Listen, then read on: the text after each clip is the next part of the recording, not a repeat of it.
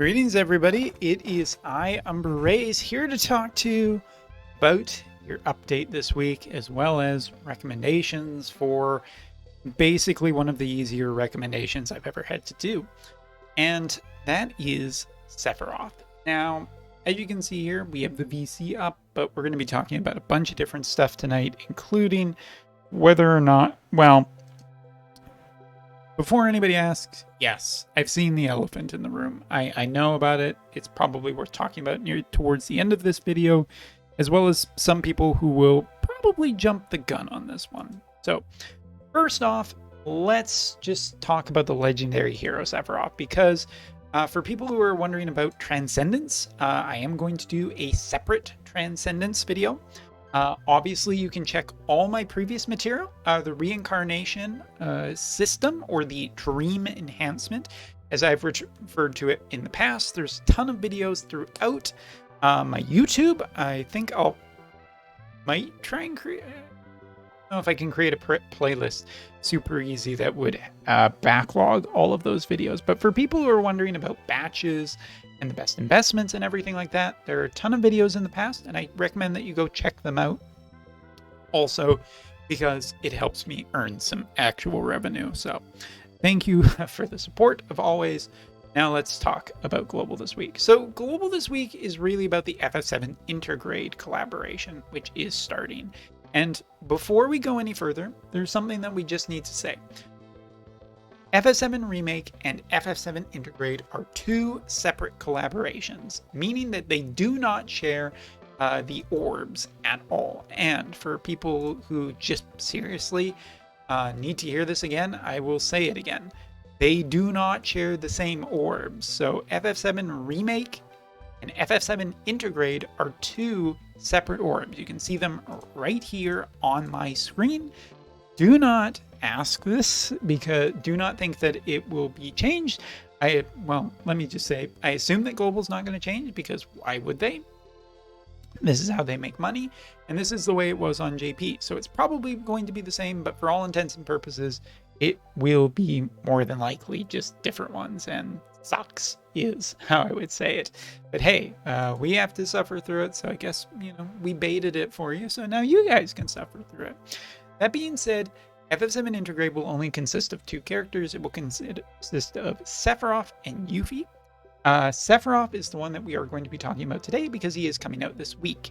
And in all honesty, my opinion of Sephiroth is still that he is one of the strongest, overall best characters in the game. Now, before we go any further, let me just explain what that means. First off, he is good in both PvP and PvE content, both now, present, and in the future. Large sweeping AoEs, as well as single strong hitting attacks, as well as removal of guts, re-raise, and a ton of different things, including his barrier and AP enhancement, means that he's essentially still one of the best builds units in the entire game. And considering that he's one of the most recognizable Final Fantasy characters, kind of makes sense that they made him pretty good overall. But it's not just me who thinks that. Like, what is consistent of a good character in this game is not necessarily just what element they're in or what content that is currently coming out. It's about how overall they perform in multiple different things for multiple different accounts, and how easy it can potentially make your life in the future. To that degree, Sephiroth is that character, and I'm not alone in thinking that. Now, while I'm not the biggest fan of Ultima, I do generally agree that over a longer period of time, they kind of come to a general consensus about how good, how generally strong a character is.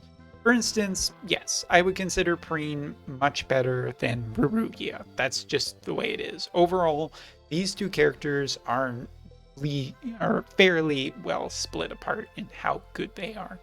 But one thing is that they agree with me is Sephiroth. Sephiroth is still in the top echelon of characters, but that's not the only fan site. Of course, Game 8 is another pretty big fan site. And they also have Sephiroth in the top league of characters. And again, I think that this is 100% accurate, because Sephiroth is good in a lot of different content. More, think of him as the next Dark Witch Helena, but physical instead of magical, in the sense that he is basically the most common character I see across multiple forms of content, including multi-battle. When I have to go in and do a multi-map, it's always Sephiroth. It may be some Dark Witch Helena still, but mostly it's Sephiroth.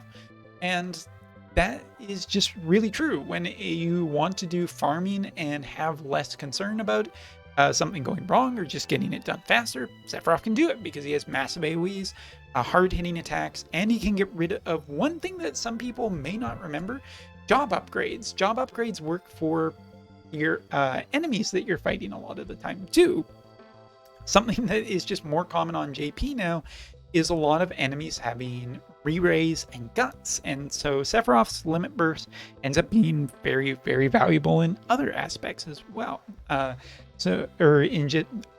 Just PvP, but still, Sephiroth is very strong in PvP. What I'm trying to get at is Sephiroth is the full meal deal kind of thing, right? Like he is just offense. He is survivability.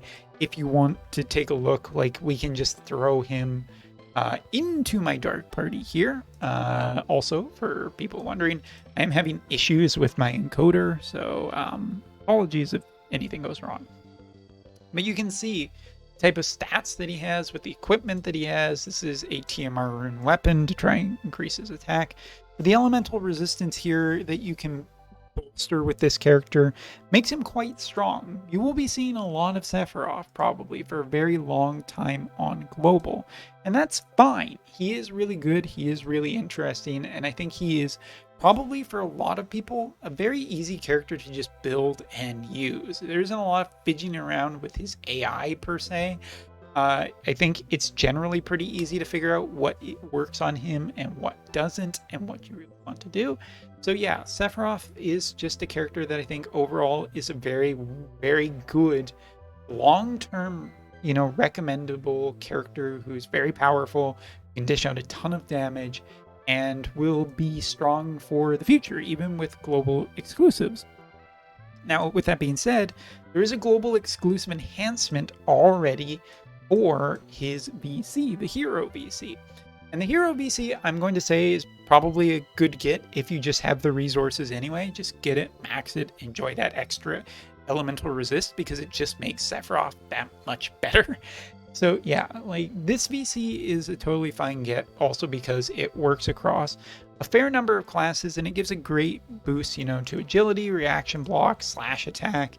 And these work even with newer characters such as Elena, Reagan. I do believe it also works with Howlet too, the new Howlet, because I believe he is classified on the same. So there is potential for this VC to be useful on physical and magical characters that use slash attacks. And, reaction block, which is always valuable. So this VC, with global having Sylvie, I believe it is, it might have a little bit more of a leg to stand on than when it did on JP, where Sephiroth just came out and just insta-killed light evasion with no remorse whatsoever. It might be a slightly different story, so the boost isn't necessarily unwarranted, and it's probably just overall good. So yes, I both think Sephiroth is an easy recommendation for most accounts out there. If you've never developed Dark, interesting choice, but this might not necessarily be the time to start, but I do think Sephiroth is probably one of the overall better characters. But this is the start of 100 cost, limited time collaboration units, and I don't have any high praise to say about that. So now, the elephant. This character, I was not incredibly surprised that Global was getting an exclusive character or, a 3rd anniversary special unit. I am a little surprised about who they chose because, yeah, Hyoh, for people who don't know, is basically a armored Rain. He is a fire elemental character, and For FFBE users, probably won't need any introduction, but he was an incredibly strong DPS who specialized in limit, burst, and chaining, and was very much a heavy damage dealer when he came out. No, I didn't want to view replies, I just want to replay the video. So, Howlet, this guy coming to Global First will be an interesting question mark for how good he is. Global exclusives like this are rarely ever bad. Elena was quite strong and very impactful. You look at Sylvie, probably a little bit less. Ibarra, obviously, Skull changed that front a lot.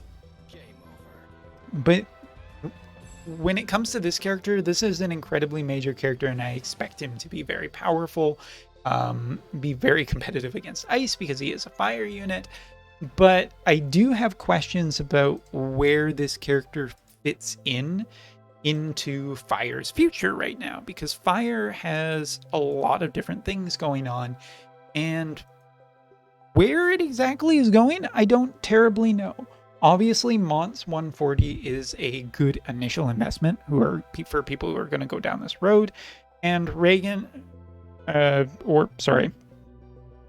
keep calling him Reagan. I should just call him Rain too.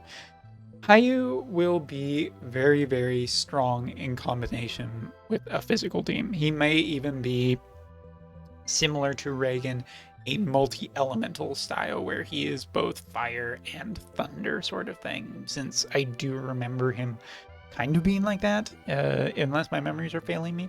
So you look at the potential of running him with Yuffie or Setya. Now, I'm going to not say Kefka right at the moment, because it's not necessarily what you want to do with the confusion status, and I think Roy Mustang is probably still stronger there in combination with a Thunder unit with some of the combinations that Fire's been able to do.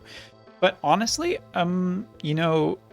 just an initial look, I don't know if he'll be an evasion character. I think he'll probably have some form of Immortal Spirit / Guts, or maybe re-raise on him to make him very comparable to a lot of units, but we've also seen more recent JP units that just don't have those and rely on barriers only. So Hyoh is going to be really curious about where he fits in and whether he's even remotely good with Yuffie, because the one thing I'm going to say is I don't ever remember him being evasion at all. I remember him being a very, very damage bursty character, which would kind of make me think more along the lines of potentially Setya, in which case Dark Ifrit would be incredibly valuable. Looking back at that, like Dark Ifrit is just going to be very, very strong on there in combination. And the thing is that I have fairly strong confidence that this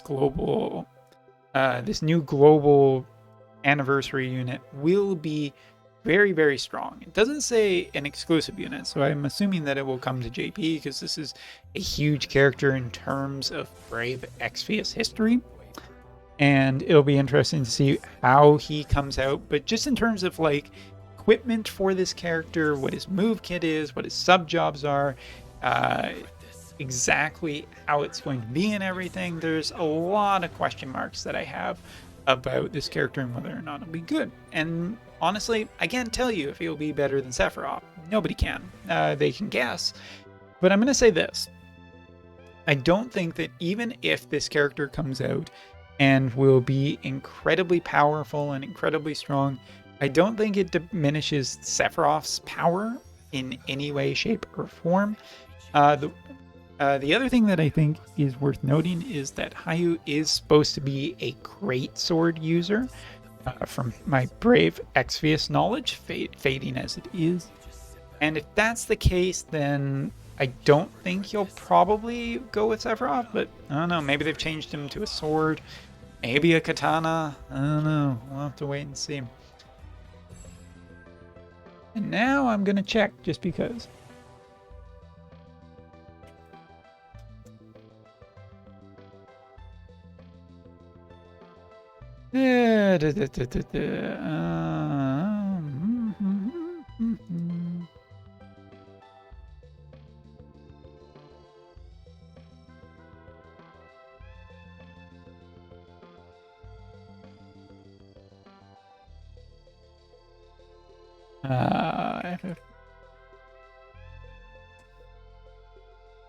Weird. I didn't get immediately. Oh, the website's listed as something different. Let's see. He could equip swords, great swords, hammers, spears, maces, fists, and daggers. So not necessarily a katana user, but this is Wotv. Anything can happen to these characters. But yeah, I'm expecting him to be a great sword user, physical, high damage dealy. Looking at his kit, decreased fire and lightning resistance.